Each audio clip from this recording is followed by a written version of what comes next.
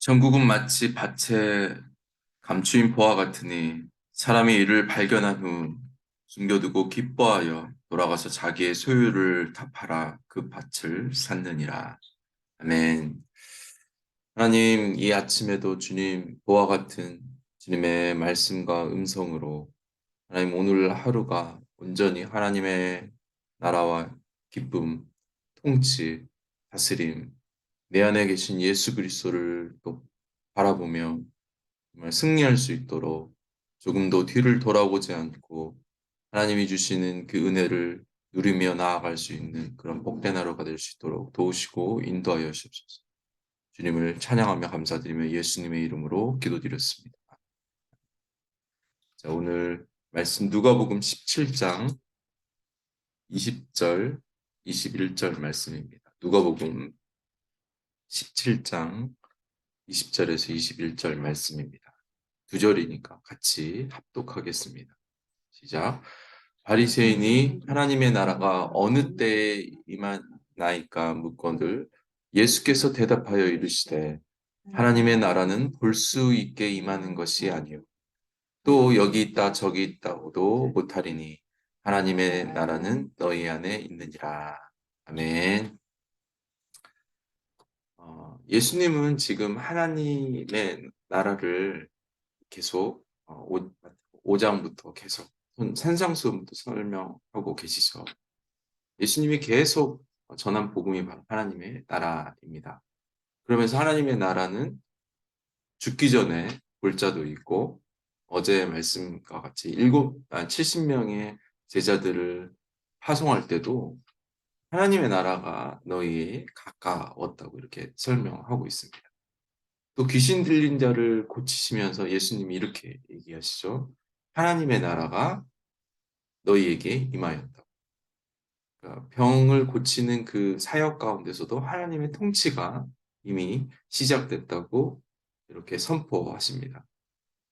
나라는 하나님의 나라는 백성들이 왕의 주권을 다스림을 받는 그런 곳을 나라라고 하죠. 하나님의 나라는 하나님의 주권이 하나님의 백성들에게 통치가 일어나는 그것을 하나님의 나라라고 이야기하고 있습니다. 오늘 본문을 보면 예수님이 이 말을 비꼬듯 바리새인들이 질문을 하는 것입니다. 하나님, 예수님, 하나님의 나라가 언제 임합니까? 이들이 머릿속에 생각하는 것은 이 로마의 압제에서 마치 하늘의 천군과 천사들이 내려와서 그 로마의 군대들을 무찌르며 다시 정치적으로 이스라엘의 그 다윗의 영광을 회복시켜 달라는 이들의 고백이었습니다. 그래서 계속 기다리고 있었다는 것이죠. 자신들이 다시 다윗의 영광을 회복될 구약의 모든 말씀들을 기다리면서 그들은 정치적인 하나님의 나라를 기다리고 있었습니다. 예수님은 장소도 아니고 시간의 개념도 아니라고 이야기하고 있습니다. 하나님의 나라는 그리스도인 안에 하나님의 말씀이 심겨지어 그 말씀이 그 심겨진 말씀을 통해서 삶에 계속 겨자씨와 누룩 같은 영향을 보이기를 원하십니다. 그래서 이 겨자씨와 누룩은 변화되고 성장하면서 영향을 끼치게 되는 것이죠. 그래서 하나님의 나라는 또 다른 말로 하면 영향력이죠.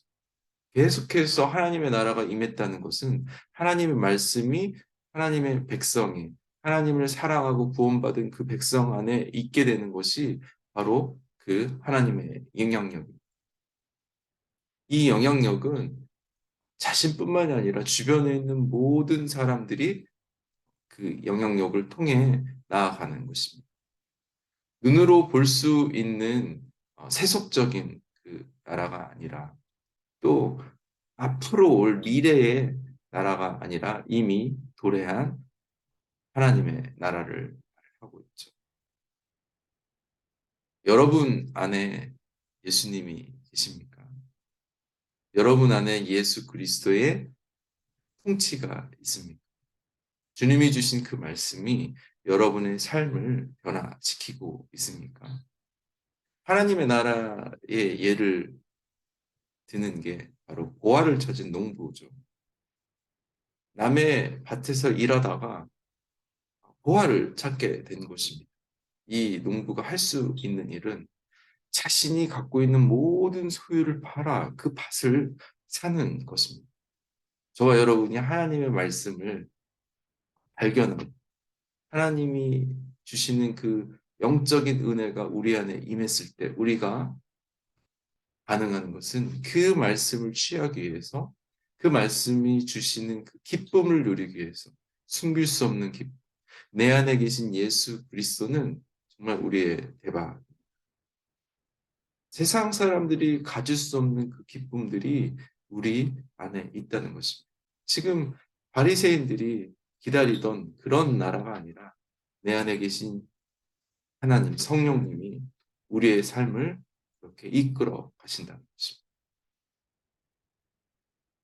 백성들이 하나님의 백성들이 내일을 어떻게 살아갈까?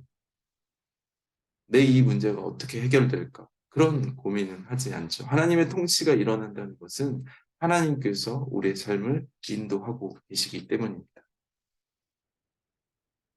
보화를 발견한 농부는 내 재산이 어떻게 될지, 내가 갖고 있는 그 기도 제목을 고민하지 않습니다. 그저 자신의 모든 소유를 팔아 그 보화, 그 말씀, 내 안에 계신 예수 그리스도만 모실 수 있다면 그 모든 것을 버릴 수 있는 그 기쁨이 있다는 것입니다. 우리가 오늘 하나님의 나라를 찾고 구하고 누리는 것이 바로 내 안에 계신 예수 그리스도를 발견하는 그 기쁨입니다. 그래서 우리의 이 기쁨이 숨길 수 없는 것이죠. 그분이 내 안에 계시기 때문에 그분이 나를 통치하시기 때문에 내가 오늘 기쁨으로 살아갈 수 있게 되는 것입니다. 우리가 회복해야 되는 하나님 나라. 하나님이 지금 이번 주가 하나님 나라의 동역자이잖아요. 하나님은 계속해서 어떤 외부적인 하나님의 능력과 병을 고치고 어떤 기적을 일으키고 귀신을 쫓아내는 그런 하나님의 영향력이 아니라 우리 각자가 우리 안에 있는 하나님의 다스림, 하나님의 통치를 원하는 우리의 모든 소유를 주님 앞에 보좌 앞에 내려놓고 주님이 우리를 인도하기를 원하는 것입니다. 자꾸 컵으로 우리의 목을 축이는 그 갈증을 해소하는 그런 수준이 아니라 주님이 원하시는 그 깊은 성령의 바다 가운데 우리의 몸을 내어 던지며 또 새로운 하나님의 그 은혜를 누리는 것입니다. 파도가 흐르는 대로 성령이 인도하는 대로 우리의 또 다른 새로운 성령의 모험을 떠나는 하루가 되시기를 축복합니다. 우리 안에 일하기 시작한 하나님의 말씀 능력 예수 그리스도 눈에 보이는 눈에 보이는 세상의 어떤 통치가 아니라 내 안에 계신 예수 그리스도의 그 통치가 되어달라고 성령이 우리를 인도하실 때 그 파도에 그냥 우리의 몸을 맡기며 순종하며 나아가는 그런 예수님의 삶이 예수님의 우리 안에 주시는 그 축복을 여러분 누리는 그런 하루가 되기를 축복합니다. 아멘. 또 오늘도 우리 안에 주신 하나님의 그 음성, 하나님의 말씀들을 여러분 각자 기도하시면서 우리의 그 기쁨들을 다시 주변에 있는 또 우리의 있는 가정이 하나님의 나라가 될 수 있게 우리의 우리의 직장이 하나님의 나라가 될 수 있게 우리 주변에 있는 모든 사람들이 정말 우리가 찾은 그 보화로 기쁨으로 누릴 수 있게 해달라고 기도해 주시고 특별히 우리 또 선교지에 계신 우리 선교사님들을 기억하시면서 그분들의 삶에 하나님이 계속해서 놀라운 기름 부음이 있게 해달라고 그렇게 우리 같이 기도했으면 좋겠습니다.